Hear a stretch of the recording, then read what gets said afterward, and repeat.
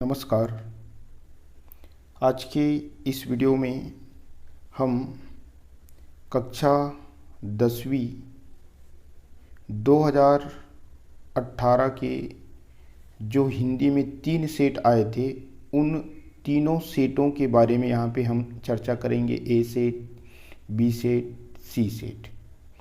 तीनों में 1 number, 2 number और 3 नंबर वाले प्रश्न अलग अलग होते हैं, जबकि 4, 5 और 8 नंबर वाले जो प्रश्न होते हैं वो सब में क्या होते हैं, समान रहते हैं। प्रश्न का क्रमांक बस बदला हुआ रहता है, बाकी उसी प्रश्न को रिपीट किए रहते हैं। तो अधिकांशतः हम ये 1, 2, 3 वाले का सबका देखेंगे और ये कॉमन रहेगा, इसलिए एक सेट का देखेंगे। इनको देखते समय हम माध्यमिक शिक्षा मंडल के जो पेपर चेक करने वाले टीचर्स होते हैं उनको जो प्रादर्श प्रश्न पत्र दिए जाते हैं, साथ ही साथ जो प्रादर्श उत्तर दिए जाते हैं उसी उत्तर को देखकर चेक करना होता है, उसी का सहारा लेते हुए हम आगे बढ़ेंगे। चलिए स्टार्ट करते हैं। यहाँ पे है प्रश्न पहला, खंड आ सही विकल्प चुनकर लिखिए। यानी 4 विकल्प जो दिया गया है उनमें से एक विकल्प सही है, उसी विकल्प को अपने को चुनकर लिखना है। प्रश्न है, शीश पर मुरैठा बांधे सज धज कर कौन खड़ा है। तो ऑप्शन है 4 ऑप्शन। पहला अलसी, दूसरा चना, तीसरा सरसों और चौथा तिल्ली। तो इसमें हमारे पास उत्तर होगा सिर पर मुरैठा बांधकर सज धज के खड़ा है, वो है चना। दूसरा है तुहिन शब्द का सही अर्थ। तो हमारे पास 4 ऑप्शन है, पानी, जल, ओस और द्रव। तो इसका उत्तर है ओस। उसके बाद है तीसरा प्रश्न, सक्कारा के पिरामिड का आकार कैसा है करके यहाँ पे पूछा है। तो अ घुमावदार, ब गोलाकार, स सीढ़ीदार और द बेलनाकार। तो यहाँ पे उत्तर है स सीढ़ीदार। 3 का उत्तर मिल गया। फिर हम आगे बढ़ते हैं। चौथा प्रश्न है, शब्द शक्ति के मुख्य कितने भेद होते हैं। भेद यानी प्रकार। तो यहाँ पे अ में 2, ब में 3, स में 4, द में 5 और इनका उत्तर है 3। उसके बाद है 5वां प्रश्न, माटी वाली बुढ़िया थी। ऑप्शन है अ में हरिजन, ब में रामजन, स में भूमिजन, द में पिछड़ा जन। तो यहाँ पे अ उत्तर सही होगा, हरिजन। उसके बाद आ जाते हैं खंड ब। खंड ब में रिक्त स्थानों की पूर्ति करना है, यानी खाली स्थान में यहाँ पे अपने को भरना है। डायरेक्ट आप खाली स्थान में जो आएगा उसी को लिख सकते हैं, या इसको पूरा लिखने के बाद जो खाली स्थान आएगा उसे हाईलाइट करके लिख सकते हैं। तो चलिए सीधा हम उत्तर देखते हैं। सील की कविता खाली स्थान छंद में है। सील की कविता जो कविता है उसका नाम ही है, क्या नाम है, सील के बरवय छंद। तो यहाँ पे क्या आ जाएगा, बरवय छंद, सील के बरवय छंद। दूसरा है, जीवन रूपी झरना के खाली स्थान 2 किनारे हैं। तो जीवन रूपी झरना के सुख दुख 2 किनारे हैं। तीसरा है, पसीने की तुलना खाली स्थान से की गई। तो पसीने की तुलना अमृत से की गई। किससे की गई, अमृत से। चौथा, सुभद्रा कुमारी चौहान की कविता, सुभद्रा कुमारी चौहान की खाली स्थान कविता प्रसिद्ध है। तो उनकी प्रसिद्ध कविता है झांसी की रानी। झांसी की रानी ये सबसे फेमस कविता है इसकी। उसके बाद है 5वां, जेब कतरा खाली स्थान विधा से लिया गया है। तो ये है लघु कथा विधा से इनको लिया गया है। ये 5 का उत्तर हमारे पास हो गया। अब अपन आगे बढ़ते हैं, उचित संबंध जोड़ों की ओर आते हैं। उचित संबंध जोड़ों बनाते समय भी आप वैसे ही तरीका अपना सकते हैं। सा उचित संबंध जोड़ों, जिसका सही उत्तर है डायरेक्ट उसी सही उत्तर को आप लिख सकते हैं, या ये वाले पोर्शन को पूरा लिखने के बाद मैचिंग करके सही उत्तर को आपको इधर लिखना है, ऐसे भी कर सकते हैं। तो चलिए हम देखते हैं। मान लीजिए आपको उचित संबंध जोड़ते समय 2 को नहीं जान पाते, मान लीजिए 2 को नहीं जान पाते, आपको 3 मालूम है, तो जो मालूम है उसको पहले बनाओगे। अब मान लीजिए ये हमारे पास है मधुलिका, मधुलिका में इन 5 में से कोई ये लिखना है, क्या है? प्रथा, अधिनायक, सीमित्र, ऋतुराज, तुरतुरिया। मान लीजिए हम इसको नहीं जानते तो हम इनको छोड़ देते हैं। अब आगे बढ़ते हैं। क्या ये दूसरा वाले कन्यादान, कन्यादान वाले को मान लीजिए हम जानते हैं कि यहाँ पे आएगा क्या? ऋतुराज, तो इसके सीध में लिख दो ऋतुराज, ठीक है। उसके बाद वाल्मीकि का आश्रम मान लीजिए हम जानते हैं, तो इसके लिए क्या हो जाएगा? तुरतुरिया, तो यहाँ पे लिख दो तुरतुरिया, हो गया। अब मान लीजिए हम स्टाइलिन वाले को नहीं जानते तो छोड़ देते हैं। मान लीजिए हम मरिया को जानते हैं, तो मरिया क्या है? एक प्रकार से क्या है? प्रथा है, तो यहाँ पे प्रथा को लिख देंगे। मरिया वाले में क्या लिखेंगे? प्रथा। उसके बाद जो 2 बचा है, बच गया हमारे पास क्या? मधुलिका और स्टालिन।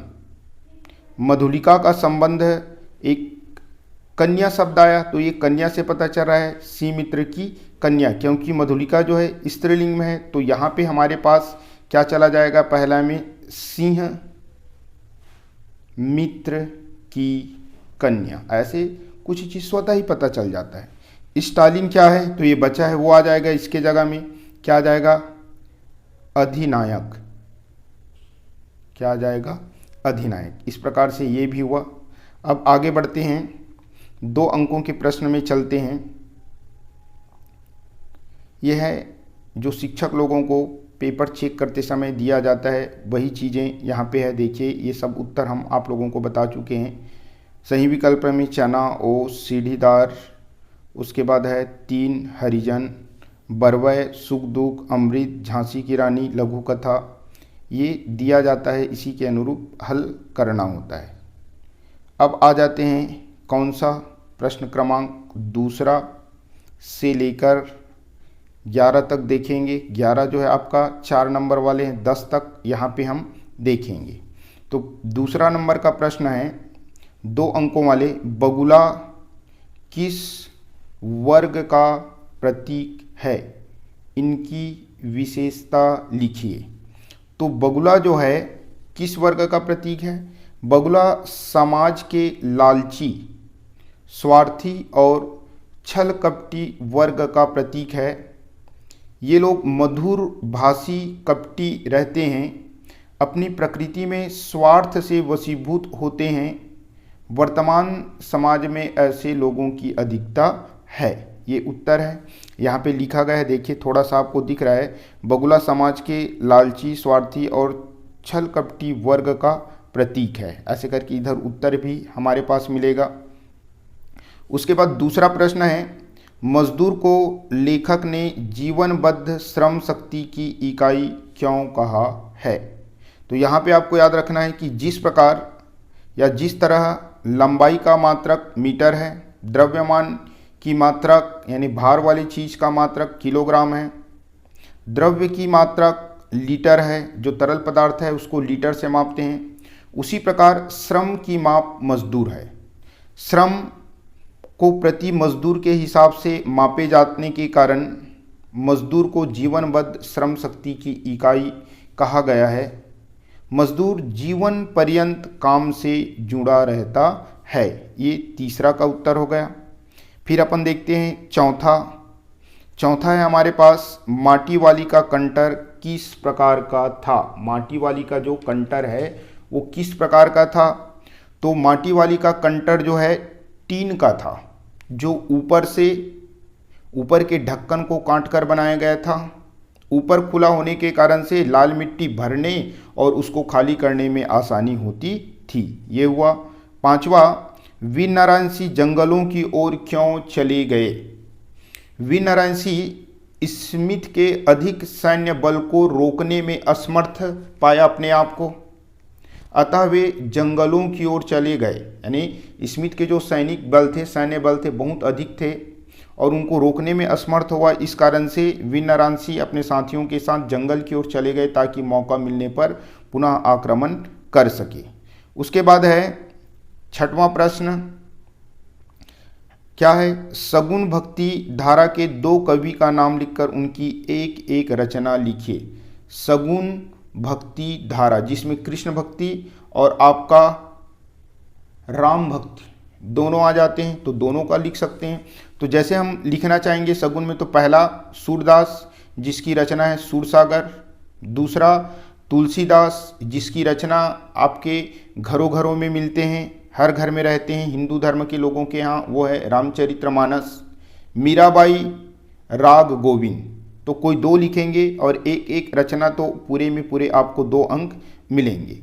7वां है बांध, सड़क आदि सरकारी निर्माण कार्य होने पर स्थायी लोगों को कौन कौन सी समस्या का सामना करना पड़ता है। तो बांध वगैरह, सड़क वगैरह बनने के बाद जो सरकारी निर्माण कार्य होने पर स्थानीय लोगों की जो संपत्ति है उसका मुआवजा, जो पैसा है, समय पर नहीं मिलता।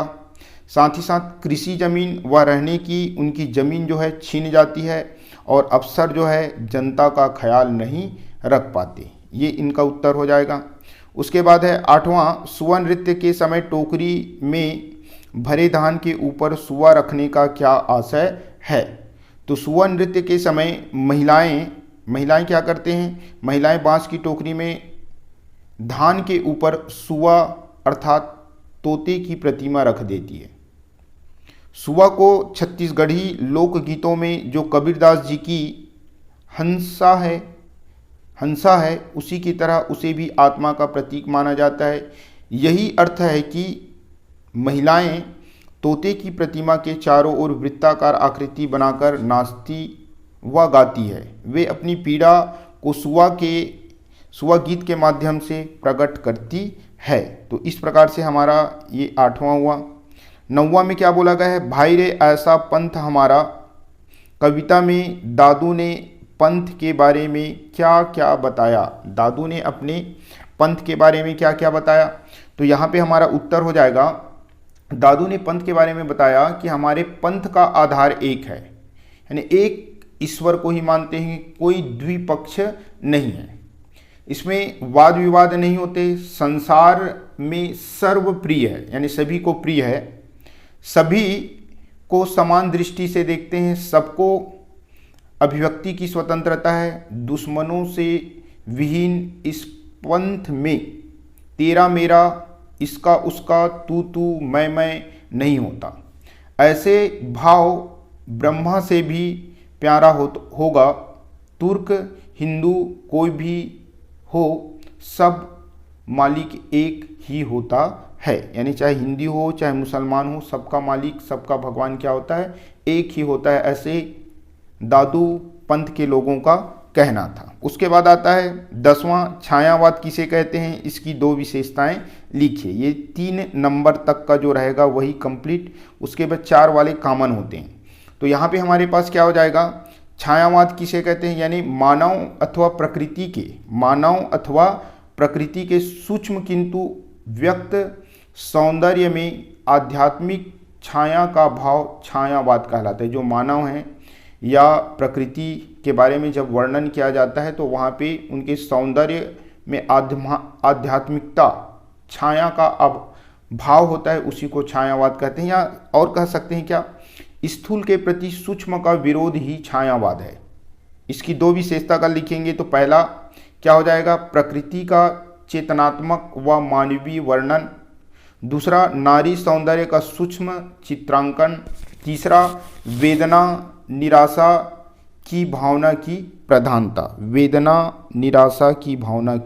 प्रधानता, अब ये सबको तो मैं पढ़ के समझाया, लेकिन इधर आपको पूर्णतः देखने के लिए मिल जाएगा कि इनका उत्तर क्या है। ये हमारे पास दूसरा का उत्तर है, आपको इसी टाइप से लिखना है। ये वाले पोर्शन को आपको छोड़ना है और उत्तर क्रमांक करके आपको लिखना है और ऐसे उत्तर लिखना है, फिर एक लाइन छोड़कर दूसरे को, ऐसे क्रमशः आपको आगे बढ़ते जाना है।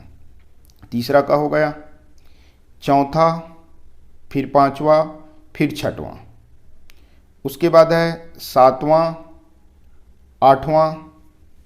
इस प्रकार से आपको लिखना है इसी पैटर्न में। उसके बाद है 9 और 10, यानी 3 अंकों के प्रश्न यहाँ से हमारा क्या हो जाता है, समाप्त हो जाता है। अब 3 अंकों के प्रश्न यहाँ से समाप्त हो जाएंगे तो मान के चलिए कि हमारा कौन सा सेट पूरा हो गया, ए सेट पूरा हो गया। अब अपन देखेंगे बी सेट के 1 से 2 और 3 अंकों के प्रश्न को। तो यहाँ पे बी सेट अपना आ जाता है। इस सेट में 1 अंकों वाले प्रश्न को हम पहले देखने का प्रयास करेंगे। हमारे पास जो पहला प्रश्न है, चलिए सीधे आ जाते हैं प्रश्न में ही। ये है, क्या दिया है, पहला प्रश्न है, सही विकल्प आपको चुनना है। चने के पौधे की ऊंचाई कितनी है? चने की पौधे की ऊंचाई जो खेतों में रहते हैं, आ 1 बीते के बराबर, बा 2 बीते के बराबर, सा 3 बीते के बराबर, दा आधे बीते के बराबर। तो यहाँ पे उत्तर हमारे पास क्या होगा, उत्तर होगा आ 1 बीते के बराबर। प्रश्न दूसरा, बालारुण शब्द का सही अर्थ। यहाँ पे 4 ऑप्शन है। आ डूबता हुआ सूरज, बा उगता हुआ सूरज, सा चलता हुआ सूरज, दा जलता हुआ सूरज। तो इसका उत्तर होगा हमारे पास उगता हुआ सूरज। उगता हुआ जो सूरज है उसके लिए 12 बालारुण शब्द का प्रयोग किया है। उसके बाद तीसरा प्रश्न, ठिठुरता हुआ गणतंत्र किसकी रचना है?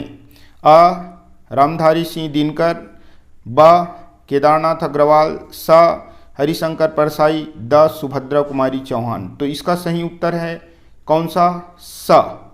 ये सा क्या है, हरिशंकर परसाई। चलिए आगे बढ़ते हैं। प्रश्न है चौथा, जनतंत्र का जन्म, जनतंत्र का जन्म नामक जो कविता है वो किस रस में है? ऑप्शन है हमारे पास क्या क्या, आ में हास्य रस, ब में रौद्र रस, स में अद्भुत और द में वीर रस। ठीक है, और यही वीर रस हमारा क्या है, उत्तर है, क्योंकि स्वतंत्रता से, हमारे देश की आज़ादी से रिलेटेड है। पांचवा, घीसा पाठ किस विधा से लिया गया है? ये बहुत पेपर में आता है। अ आत्मकथा, ब जीवन वृत्त, सा संस्मरण और द रेखा चित्र। तो उत्तर है हमारा द रेखा चित्र। क्या आ जाएगा, रेखा चित्र। उसके बाद हमारे पास क्या आ जाएगा, सी कुमार, यानी रिक्त स्थान की पूर्ति करना है। और रिक्त स्थान की पूर्ति करना है तो क्या क्या हमारे पास दी गई है उनको देख लेते हैं। सी कुमार के पिता का नाम, सी कुमार के पिता का नाम क्या दिया गया है? तो सी कुमार के पिता का नाम क्या है, रामचरण, रामचरण। ठीक है। जीवन एक खाली स्थान के समान है, तो इसका उत्तर हो जाएगा झरना। हिटलर को लेखक ने खाली स्थान कहा, तो क्या कहा, अधिनायकता, अधिनायक लिख सकते हैं, या अधिनायकता डिटेक्टरी। ठीक है, अधिनायकता। ठीक। नदी शब्द के लिए सुभद्रा कुमारी चौहान ने खाली स्थान शब्द का प्रयोग किया है, सरिता, सरिता यानी होता है नदी, ये शब्द का प्रयोग किया है। जेब कतरे ने लघु कथाकार की मां को खाली स्थान रुपए मिलाकर मनी ऑर्डर किया, तो 50 रुपये तो मनी ऑर्डर भेजना था, 9 रुपये उनके जेब से प्राप्त हुआ, तो उन्होंने मिलाया 41 रुपये। कितने रुपए, 41। इस प्रकार से पांचों का आंसर हो गया। अब हम आ जाते हैं किसमें, उचित संबंध जोड़ो। उचित संबंध जोड़ो में चलिए देखते हैं कंटर, राइट, जो जानते हैं उसको पहले बनाएंगे, क्रमशः बनाना कोई जरूरी नहीं है। कंटर, तो यहाँ पे कंटर का संबंध किससे है, तो कंटर का संबंध है माटी वाली, माटी वाली। कंटर में माटी भरकर वो क्या करती है, बेचती है। गुरु साहब शब्द का प्रयोग किसके लिए किया गया है? तो महादेवी वर्मा के लिए किया गया है, महादेवी के लिए। उसके बाद है देवार गीत। देवार गीत तो आपके पास क्या आ जाएगा? लोक गाथा, लोक गाथा। मंदराजी दाऊ, मंदराजी दाऊ। और बच गया कोयल। कोयल वाले में क्या आएगा? कुहकना आएगा कि नाचा कलाकार? तो यहाँ पे कोयल वाले में आपके पास आएगा क्या? कुहकना। क्या आ जाएगा? कुहकना। और मंदराजी दाऊ में क्या आ जाएगा आपका? नाचा कलाकार। ये हो गया, ठीक है। अब अपन आ जाते हैं सीधे, किस में आ जाएंगे? जो 2 अंकों के प्रश्न हैं उनको जल्दी जल्दी देखते हैं। ये इनका उत्तर हुआ, आप देख सकते हैं, ठीक है। उगता हुआ सूरज, हरिशंकर। 2 अंकों में हमारे पास पहला प्रश्न है, क्या एक शांत ग्रामीण अंचल वाले गांव की 2 विशेषताएं लिखिए। तो गांव की 2 विशेषता लिखने के लिए बोला है। गांव की 2 विशेषता एकदम इजी तौर पे आप लिख सकते हैं। पहला कि गांव का जो वातावरण कैसा होता है? शांत होता है। गांव में प्राकृतिक वातावरण रहता है, वहाँ की वायु शुद्ध होता है, गांव में कोलाहल वगैरह नहीं होता है। ये ऐसे आप आसानी से लिख सकते हैं, इसमें कोई समस्या आप लोगों को नहीं होना चाहिए। उसके बाद है दूसरा, हरिशंकर परसाई द्वारा टैक्स को बीमारी के रूप में देखे जाने से क्या आशा है। यहाँ पे प्रश्न को ना पढ़ के सीधा पहले मैं उत्तर की ओर ले जाता हूँ। उत्तर को दिखाते हुए आप लोगों को समझाऊंगा, वो ज़्यादा बेहतर रहेगा। प्रश्न को ऐसे ही पढ़ दूंगा। तो चलिए, उत्तर नंबर हमारे पास दूसरा। इसका प्रश्न क्या है? एक शांत ग्रामीण अंचल वाले गांव की 2 विशेषता लिखिए। तो यहाँ पे देखिए, पहला प्राकृतिक सुंदरता से युक्त वातावरण, दूसरा प्रदूषण से दूर रहता है, तीसरा शांत वातावरण रहता है। 3 इसलिए लिखा गया है। मान लीजिए एकाध गलत हो तो भी आप आसानी से 2 अंक पा सकते हैं, इस कारण से 3 लिखा गया है। 2 पूछा है तो 3, 3 पूछा है तो 4। ऐसे अगर संदेह रहेगा कि आपका परफेक्ट सही नहीं, तब आप लिख सकते हैं परफेक्ट सही है तो 2 ही लिखेंगे। प्रश्न तीसरा क्या है? हरिशंकर परसाई द्वारा टैक्स को बीमारी के रूप में देखे जाने का क्या आशा है। तो टैक्स को बीमारी के रूप में इसलिए देखा जा रहा है क्योंकि टैक्स पीड़ित व्यक्ति को इससे छुटकारा नहीं मिल सकता। जैसे बीमारी से छुटकारा मिलना मुश्किल होता है, वैसे ही एक बार जिनको टैक्स देना प्रारंभ हो जाता है वो उनसे छुटकारा नहीं पा सकता। टैक्स जिन पर लगता है वह उसकी आय का प्रमाण है। टैक्स उसी व्यक्ति पर लगता है जो एक निश्चित इनकम के दायरा रहता है, उससे ज़्यादा रहता है, उसको टैक्स देना होता है। फिर टैक्स देने वाले इनकार नहीं करना चाहिए। टैक्स देने वाले को इनकार नहीं करना चाहिए, यानी टैक्स बीमारी नहीं, एक क्या है? आवश्यकता है। चौथा प्रश्न है हमारे पास, महादेवी वर्मा घीसा को ही क्यों याद करता है। यानी महादेवी वर्मा के बहुत सारे विद्यार्थी थे, लेकिन महादेवी वर्मा जो ही घीसा को ही क्यों याद रहा। महादेवी वर्मा को घीसा क्यों याद रहा? चलिए उत्तर देखो। घीसा अन्य विद्यार्थियों से भिन्न था। वह एकलव्य के समान गुरु भक्त था। उनके द्वारा दी गई गुरु दक्षिणा के सामने संसार की सारी आदान प्रदान करने वाली वस्तु क्या है? तुच्छ हो गए। घीसा के गुरु भक्ति के कारण महादेवी वर्मा उसे याद करता है। यानी कैसे लिखोगे? यानी घीसा एक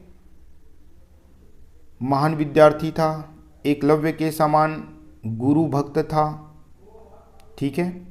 उसके द्वारा दी गई जो गुरु दक्षिणा है, जिसे उनको तरबूज के रूप में भेंट दिया था, वो गुरु दक्षिणा जो है संसार में जितने भी चीज़ें आदान प्रदान की जाती है उसके सामने वो क्या है? तुच्छ है। घीसा के गुरु भक्ति के कारण ही महादेवी वर्मा उसे याद करती है। उसके बाद है प्रश्न क्रमांक 5। देवरी का जमींदार नारायण सिंह का रिश्ते में क्या लगता था? तो यहाँ पे उत्तर है देवरी का जमींदार जिसका नाम क्या था? महाराज शाह। इसको नहीं लिखेंगे तो भी चलेगा। नारायण सिंह का रिश्ते में क्या था? काका था। क्या लगता था? काका लगता था। काका होते हुए भी इनका सहयोग नहीं दिया। छठवां प्रश्न है प्रेम मार्गी शाखा के किन्हीं दो कवि और उनकी एक एक रचनाओं के नाम लिखिए। तो क्या हो जाएगा? प्रेम मार्गी शाखा के कवि और उनकी एक एक रचना। पहला है मलिक मोहम्मद जैसी जिसकी रचना है पद्मावत और अखरावट। मुल्ला दाऊ की रचना है चंद्रायन। शेख नबी की रचना है ज्ञान दीप। ये प्रेम मार्गी वाले जितने भी कवि थे अधिकांशतः मुसलमान कवि थे। ये आपको केयर करते हुए उनके रचनाओं को याद रखना है। आगे बढ़ते हैं प्रश्न क्रमांक 7 का उत्तर है, इसमें प्रश्न है मधुलिका की 3 मानवीय दुर्बलताओं का उल्लेख कीजिए। यानी मानवीय तौर पे मधुलिका के अंदर क्या क्या दुर्बलता थी? तो पहला है मधुलिका व्यथित और अधीर थी। व्यथित थी, अधीर थी। दूसरा, मन में पूर्वजों की भूमि के जाने का दुख था। ये मानवीय है। उसके बाद मधुलिका ने आत्मसमर्पित राजकुमार का तिरस्कार किया लेकिन बाद में स्वयं आहत हुई। यानी अरुण के प्रेम को अस्वीकार किया लेकिन बाद में खुद उनकी राह वो देखी। कृषक बालिका के रूप में विपन्नता एवं दरिद्रता का जीवन उनको जीना पड़ा। ये इनकी मानवीय दुर्बलता है। 8वां है उत्तर क्रमांक प्रश्न है भाव प्रणव नृत्य कौन सा है? स्पष्ट कीजिए। तो भाव प्रणव नृत्य पंथी नृत्य है जो सतनामी संप्रदाय के भक्तों द्वारा अपनी गुरु घासीदास तथा उनके बताए सत्य की महिमा को रेखांकित करके गाया व नाचा जाता है। ये हुआ। आगे बढ़ते हैं प्रश्न क्रमांक 9 और 10, 2 प्रश्न बचा। तो इसका प्रश्न है 9, गई कुमति लई साधु की संगति से कवि का क्या आशय है? ठीक है, ये आपका मीराबाई वाले में से है। कवि का आशय है कि साधुओं की संगति में आकर मीरा की कुमति, गई कुमति यानी कुमति का नाश हो चुका है और सुमति आ गई। गई कुमति लई साधु की संगति, यानी साधु की संगति करने से मीराबाई के अंदर जो कुमति थी उनका नाश हो गया और सुमति आ गई। मीरा का जीवन एक प्रकार से कैसा था? वो जीवन के मर्म को ग्रहण कर लिया था। अब तक वो सांसारिक माया मोह में फंसी हुई थी जिन्हें त्याग कर स्वयं कृष्ण की भक्ति में तल्लीन हो गई। उत्तर क्रमांक 10, इसमें पूछा गया है प्रयोगवाद। प्रयोगवाद किसे कहते हैं? प्रयोगवाद की 2 विशेषताएं लिखिए। तो इस काल के कवियों के द्वारा कविताओं के लीक से हटकर नए, नाम से ही पता चल रहा है प्रयोग, जो कवियों के द्वारा कविता लिखा जाता था पुराने पद्धति थे उनको त्याग कर नए पद्धति अपनाएं प्रयोग के तौर पर। तो उन्होंने नए प्रयोग में क्या किए? नए भावबोध दिए, नए संवेदनाओं को कविता में स्थान दिए, नए शिल्प का प्रयोग किए। इस कारण से इसे प्रयोगवाद के नाम से जाना जाता है। यानी पुराना जो लिख था उनको छोड़ा और नए नए चीज़ों का प्रयोग किया। नए नए में क्या किया? नए भावबोध, नए संवेदना, नए शिल्प का प्रयोग किए जाने के कारण से इसे प्रयोगवाद के नाम से जाना जाता है। इनकी विशेषता देख लेते हैं। पहला, नए भावों और उपमानों का प्रयोग। ये नए भाव शब्द को यहीं पे लिख दें, नए भावों और उपमानों का प्रयोग। दूसरा, यथार्थवादी दृष्टिकोण की प्रधानता, यानी सत्य चीज़ों को वो अपने रचनाओं में स्थान देते थे। तीसरा, व्यक्तिगत संवेदनाओं को नए माध्यमों से व्यक्त करना, यानी व्यक्तिगत, कवि की व्यक्तिगत जो चीज़ें होती है उस संवेदनाओं के माध्यम से कविता के रूप में व्यक्त करते थे। इस प्रकार से हमारा 1 नंबर, 2 नंबर और 3 नंबर का प्रश्न बी सेट का हो गया। अब अपन आ जाते हैं 1, 2 और 3 नंबर वाले में सी सेट, क्योंकि 3 नंबर के बाद जो 4, 5, 6, 8 जो भी है वो कॉमन रहेगा, इस कारण से तो हम आ जाते हैं सीधे किस में आ जाते हैं, सी सेट। सी सेट का जो हमारे पास क्या है, पहला प्रश्न है जिसमें पूछा गया है चना के सिर पर किस रंग की पगड़ी सजी हुई है, यानी चने के सिर पर किस रंग की पगड़ी सजी हुई है। तो ऑप्शन है अ लाल रंग, ब पीले रंग, स गुलाबी रंग और द हरे रंग। सब चना देखे होंगे, तो चने का फूल का कलर क्या होता है, वो होता है गुलाबी, तो यहाँ पे सा गुलाबी। उसके बाद आता है क्रंदन शब्द का सही अर्थ है, अ क्रोध भरा रुदन, ब गुस्सा भरा रुदन, स हर्ष भरा रुदन, द दुख भरा रुदन। तो यहाँ पे हमारे पास उत्तर आएगा द दुख भरा रुदन। तीसरा प्रश्न है जिस समास शब्द में दोनों पद प्रधान होते हैं, दोनों मुख्या के रूप में होते हैं, उसे कहते हैं। अब आप देखिए आपके घर में ही ले लीजिए, 2 प्रधान होंगे, मान लीजिए आपके माता और पिता दोनों महत्वपूर्ण रोल अदा करते हैं, घर में दोनों प्रधान हैं। तो इसके जानने का तरीका है, जब दोनों प्रधान होता है, दोनों अपने आप को अच्छा समझने लगता है, तो दोनों के बीच द्वंद्व हो जाता है। तो इसमें मान के चलिए सीधा क्या आएगा, द्वंद्व समास। ये उत्तर ही बता दिया। आगे बढ़ते हैं हम।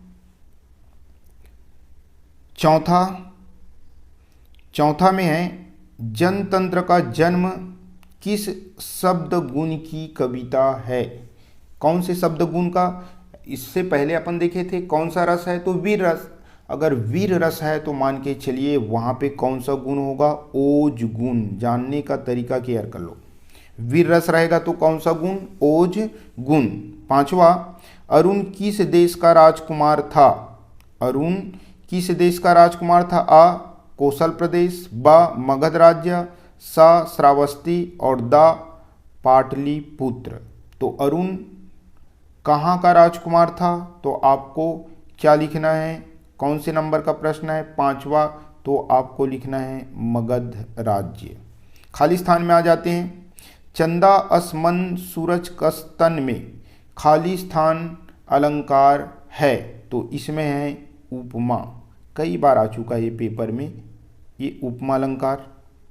यानी चंदा असमन सूरज का स्तन, यानी मन जो है चंद्रमा के समान है, ठीक है, और सूरज का स्तन और तन जो है सूर्य के समान है। जीवन का झरना कविता के कवि खाली स्थान है, तो जीवन के झरना के कवि का नाम क्या है, आरसी प्रसाद सिंह, ठीक है। उसके बाद है ठूंठ का पेड़ खाली स्थान का प्रतीक है, तो यहाँ पे आ जाएगा निर्जीवता, निर्जीवता, ठीक है। उसके बाद है साध कविता में खाली स्थान की कल्पना की गई है, तो साध कविता में मृदुल जीवन की कल्पना की गई। यहाँ पे मृदुल शब्द आएगा, माध्यमिक शिक्षा मंडल के जो प्रादर्श उत्तर थे उसमें मृदुल बताया गया है। 5वां है जेबकतरा खाली स्थान लेखक की लघु कथा है। जेबकतरा को किसने लिखा था, तो यहाँ पे आएगा हमारे पास ज्ञान प्रकाश विवेक, ये लेखक का नाम है, ठीक है। इस प्रकार से ये भी हो गया। अब अपन आ जाते हैं किसमें, आ जाते हैं अपन उचित संबंध जोड़ों में। यहाँ पे दिया है हमारे पास मधुलिका, माटीवाली, लोकनाट्य, वी नारायण सिंह और संझौती। तो देखते हैं, जो जानते हैं उसको पहले लिखना बनाना चाहिए। तो यहाँ पे पहला, दूसरा, तीसरा, चौथा और 5वां। मान लीजिए आप संझौती शब्द को जानते हैं। संझौती का अर्थ इसमें होता है क्या, सोना खान, शाम, टिहरी, पुरस्कार, नाचा। तो आप इजी जानते हैं कि इसमें आएगा क्या, शाम। ये इसको पहले लिख लो, ये हो गया शाम, ठीक है। उसके बाद मान लीजिए मधुलिका के बारे में जानते हो, तो मधुलिका में क्या आएगा आपके पास, कौन से पाठ का है, पुरस्कार, तो यहाँ पे लिख दो पुरस्कार। माटी वाली कौन से, तो माटी वाली किस शहर में रहती थी, टिहरी शहर में माटी बेचती थी, तो यहाँ पे आ गया टिहरी। लोकनाट्य में क्या आ जाएगा आपके पास, लोकनाट्य में आएगा आपके पास नाचा। और वीर नारायण सिंह में क्या आ जाएगा, सोना खान, क्या आ जाएगा, सोना खान। इस प्रकार से आपको लिखना है। चलिए आगे बढ़ते हैं, 2 नंबर के प्रश्न में आ जाते हैं। 2 नंबर का प्रश्न क्या रहेगा हमारे पास, तो ये देखिए आदर्श उत्तर जो माध्यमिक शिक्षा मंडल के द्वारा प्रदान की गई थी, इसमें आप देखिए यहाँ पे ये मृदु शब्द का प्रयोग जो बताया यहाँ पे ही है। इसमें पुरस्कार, उसके बाद टिहरी, उसके बाद नाचा, फिर सोना खान, फिर शाम। ठीक है, अब 2 अंकों के प्रश्न में आ जाएंगे। यहाँ पे मैं क्या करूँगा, प्रश्न पढ़ूंगा और डायरेक्ट उत्तर को आपको समझाऊंगा, उत्तर को ही शो करूँगा। ये प्रश्न है कौन कौन से, दूसरा, तीसरा, ऐसे करके कहाँ तक के 3 अंकों के प्रश्न को इसको देखेंगे। तो उत्तर को दिखाते हुए आपको समझाऊंगा, प्रश्न को ऐसे ही पढ़ूंगा।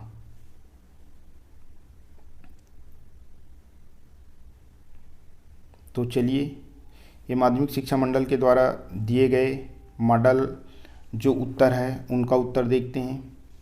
राइट, प्रश्न दूसरा है, एक कोलाहल भरे घनी आबादी वाले नगर की 2 विशेषताएं लिखिए। इसमें 4-5 विशेषता दिया है, कोई आप 2 लिखेंगे तो आपको पूरे में 2 अंक मिलेंगे, 5 लिखने की जरूरत नहीं है। तो माध्यमिक शिक्षा मंडल ने क्या दिया है, पहला, लोगों का मस्तिष्क अस्थिर रहता है, मन में चिड़चिड़ापन रहता है। शहर में रहने वाले लोगों की मस्तिष्क क्या रहता है, अस्थिर रहता है, मन में चिड़चिड़ापन रहता है। दूसरा, शोर शराबा रहता है शहर में। तीसरा, प्रकृति की सुंदरता वहाँ नष्ट हो जाती है, गंदगी से भरा वातावरण होता है। चौथा, प्रदूषण ही प्रदूषण रहता है। पांचवा, लोगों में प्रेम का अभाव होता है। कोई 2 सही लिख सकते हैं, उसमें पूरे में पूरे आपको 2 अंक मिलेंगे।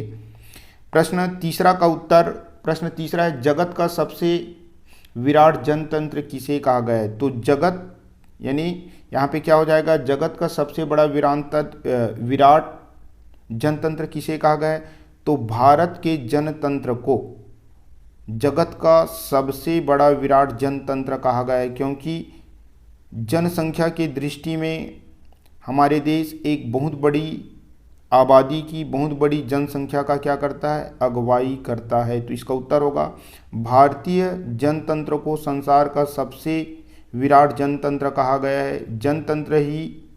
जनतंत्र ही सबसे बड़ी जनसंख्या का अगुवाई करता है। ठीक है, प्रश्न चौथा, प्रश्न था, कन्यादान कविता में किसके किसके मध्य संवाद हो रहा है। कन्यादान कविता में मेन भूमिका निभाता है कौन, माँ और बेटी। तो यहाँ पे माँ और बेटी के बीच संवाद हो रहा है।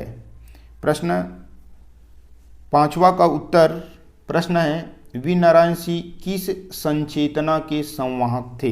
तो वीर नारायण सिंह पुनर्जागरण काल में 19वीं शताब्दी राजनीतिक सामाजिक संचेतना के संवाहक थे। ऐसे लिखने पर पूरा 2 अंक मिलेगा। प्रश्न 6 क्या है, प्रश्न छठा है, निर्गुण भक्ति धारा के 2 कवि और उनकी एक एक रचनाओं का नाम लिखें। निर्गुण भक्ति धारा यानी आपके पास क्या क्या आ जाएगा, ज्ञान मार्गी और प्रेम मार्गी दोनों आ जाएगा। तो यहाँ पे ज्ञान मार्गी में नाम लिखा है संत कबीर, जिसकी रचना बीजक, दादू दयाल साखी या पद, रैदास आपका क्या आ जाएगा, पद। इसके अतिरिक्त और जब मैं इसमें समझा रहा था तो आपके अंतर्गत जो प्रेम मार्गी शाखा है, मलिक मोहम्मद जैसी, आपका मंझन है ना, ये भी आ जाएगा। उसके बाद है प्रश्न क्रमांक हमारे पास कौन सा, 7वां का उत्तर देखते हैं। 7वां हमारे पास क्या है, 7वां है, प्रश्न देख लेते हैं, क्या वास्तव में कन्या दान की वस्तु होती है, समझाइए। कन्या को वास्तव में दान करना चाहिए। तो यहाँ पे उत्तर है, कन्या दान की वस्तु नहीं है, वह बेजान नहीं है, महत्वहीन नहीं है। कन्या के दान से उसके स्वाभिमान को ठेस पहुंचती है। कन्यादान के संस्कार ही उनके धन में शामिल है, अतः वह लक्ष्मी है। लक्ष्मी के संस्कार ही उसे ससुराल को धन्य करता है। नया परिवार कन्या के संस्कारों से ही भविष्य की पीढ़ी को सुसंस्कार प्रदान करती है। तो ये प्रश्न 7 का उत्तर हुआ। 8वां प्रश्न है, तीजनबाई किस शैली की गायिका है, इस शैली का आशय क्या है। तो तीजनबाई जो है कापालिक शैली की गायिका है। इस शैली में क्या करता है, स्वयं कल्पना करके, नाम से ही पता चल रहा है कापालिक यानी कल्पना पर आधारित होगा, स्वयं कल्पना करके अभिनव कर प्रदर्शन करना कि किस तरह से हुआ या ऐसे ही हुआ होगा, ऐसे मारा होगा, इस तरह चीर हरण हुआ होगा, कहा गया होगा। शास्त्रीय शैली के बिल्कुल विपरीत कापालिक शैली ठहरती है। कापालिक शैली नियमबद्धता नहीं होती, यह देश काल वातावरण के अनुसार परिवर्तित होती है। तो इनके बारे में देखें। 9वां प्रश्न है कौन सा, तो प्रश्न है, क्या हमारे समाज में महिलाओं के साथ भेदभाव होता है, तर्क के आधार पर स्पष्ट कीजिए। तो हाँ, हमारे समाज में महिलाओं के साथ आज भी भेदभाव होता है। पहला, समाज में महिलाएं पढ़ लिख कर सेवा करने पर भी घर के सारे काम, रसोई तैयार करना, परिवार में बच्चों का देखभाल करना ही पड़ता है। ये सब महिला की जिम्मेदारी है, ऐसा सामाजिक सोच है। दूसरा, पुरुष वर्ग महिलाओं की इच्छाओं को दबाता है। उनकी सोच है कि वे महिलाओं से पीछे न जाएं, अतः सामाजिक क्षेत्र में महिलाएं सामने आने से कतराती, यानी पुरुषों के द्वारा महिलाओं को सामने आने नहीं दिया जाता है और वो लोग भी आने से कतराती है कि उनके परिवार के लोग उनको गलत ना समझे। तीसरा, महिलाओं के विचारों, प्रतिभा, भावनाओं को रोकने का भरकस प्रयास होता है। ये भी सही है, ठीक है, क्योंकि ये हमारे पास 1 + 1 + 1 = 3 करके दिया है, यानी मान के चलिए प्रत्येक में एक एक अंक आपको मिलेंगे। अब 3 अंकों वाले में लास्ट प्रश्न है कौन सा, यहाँ पे प्रश्न पूछा गया है, क्या प्रगतिवाद किसे कहते हैं, प्रगतिवाद की 2 विशेषताएं लिखिए। तो प्रगतिवाद किसे कहते हैं, तो यहाँ पे है, प्रगतिवाद एक विशेष साम्यवादी दृष्टिकोण की साहित्यिक विचारधारा है। दर्शन में जिसे द्वंद्वात्मक भौतिक विकासवाद माना जाता है, जो राजनीति में साम्यवाद है, वही साहित्य में प्रगतिवाद है। इनकी विशेषता, यथार्थवादी दृष्टिकोण की प्रधानता, ठीक है, 3 नंबर का है, तो इसमें आपका 1 नंबर, और विशेषता कोई 2 विशेषता लिखेंगे तो इसमें आपको 2 नंबर मिलेगा, यानी कुल मिला के 3 हो जाएंगे। दूसरा है मानवीय समानता में विश्वास। तीसरा, रूढ़ियों का विरोध। चौथा, शोषण अन्याय के प्रति तीव्रता। 5वां, भाषा में स्वच्छंदता। 6वां, व्यंग्यात्मक शैली। ये हुआ इतनी चीज़ें। उसके बाद है उत्तर क्रमांक 11, जो सब में कॉमन है। समय ज़्यादा लगेगा, इस कारण से मैं डील नहीं करूँगा, सीधा आपको उत्तर को ही दिखा रहा हूँ। ये आप उत्तर देखिए। इसमें प्रश्न था, क्या गाटस्बी वाला जो आपके पास कौन सा, गोधूली लघु कथा से रिलेटेड ये प्रश्न है कि किन किन जगह पे परिस्थितियाँ बदली वाला। उसके बाद इसके अथवा में क्या दिया है, वाच्य के बारे में अथवा दिया है। वाच्य किसे कहते हैं, कर्तृवाच्य, कर्मवाच्य, भाववाच्य की परिभाषा उदाहरण सहित लिखिए। इसका उत्तर यहाँ पे है। उसके बाद है 12वां प्रश्न, सी कुमार ने बैठक में क्या विनती की, वह किसान से मजदूर कैसे बन गया। कौन सी विनती किया वो अथवा में प्रश्न था। भूखन ने सी कुमार को पुलिस की नौकरी करने को क्यों सलाह दी, उनकी नौकरी कैसे छूट गई, स्पष्ट कीजिए। तो ये अथवा में सलाह क्या दिया और नौकरी कैसे छूट गया। 13 में है व्याख्या करना था। एक हमारे पास किस पाठ से दिया गया है, साध पाठ से, सरिता के नीरव प्रवाह सा बढ़ता हो अपना जीवन वाला। अथवा में था, ये इनकी व्याख्या हो गया। और अथवा में क्या दिया गया था, अथवा में दिया गया था निर्झर कहता है बढ़ते चलो। 12वां में प्रश्न क्रमांक इधर उधर बदलता रहता है। 12वां में आपके पास गद्यांश के बारे में दिया है। पहला वाला जो बीमारियां बहुत सी देखी है, यानी हरिशंकर प्रसाद जी का जो व्यंग है वो पाठ से लिया गया है। कौन सा? टेक्स वाला। उसके बाद है बाबा आदम खान के वनों, यानी मैं मजदूर हूँ से लिया गया है। 13वां प्रश्न जो है इसमें सी सेट में शिव कुमार वाला है आपका। शिव कुमार ने बैठक में क्या विनती की, ये अपन यहाँ पे प्रश्न दिखा रहा है। प्रश्न के बाद इधर आपको उत्तर मिलेगा। जैसे देख लेते हैं, चलिए आगे। ये आपका 14 का प्रश्न अमरकंटक से रिलेटेड,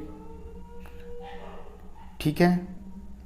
अथवा में था अविवेकपूर्ण अंधाधुंध खनन से अमरकंटक क्षेत्र की पर्यावरण को किस प्रकार से नुकसान हुआ है, उसका उत्तर ये अथवा में मिलेगा।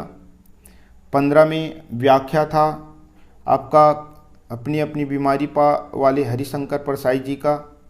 उसके बाद अथवा में क्या था? मैं मजदूर हूँ नामक पाठ से, यहाँ पे इनकी व्याख्या है, संदर्भ प्रसंग नहीं पूछा है, डायरेक्ट व्याख्या ही आपको लिखना है। आप लोग जनरली संदर्भ और प्रसंग लिखते हैं जो कि गलत है। उसके बाद है निबंध लेखन करोगे तो आपको इसके लिए मैं अलग से वीडियो बनाया हूँ।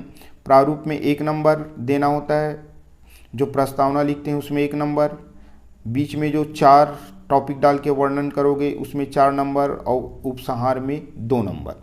उसी प्रकार से जो पत्र लेखन होता है, प्रारूप लिखने का प्रारूप अगर आपका सही है तो उसमें आपको 1 नंबर, संबोधन करोगे तो 1, मध्य भाग को लिखोगे तो 2 और अभिनिवेदन करोगे तो 1। इसका भी वीडियो अलग से बनाया हूँ, उसमें जाके आप देख सकते हैं।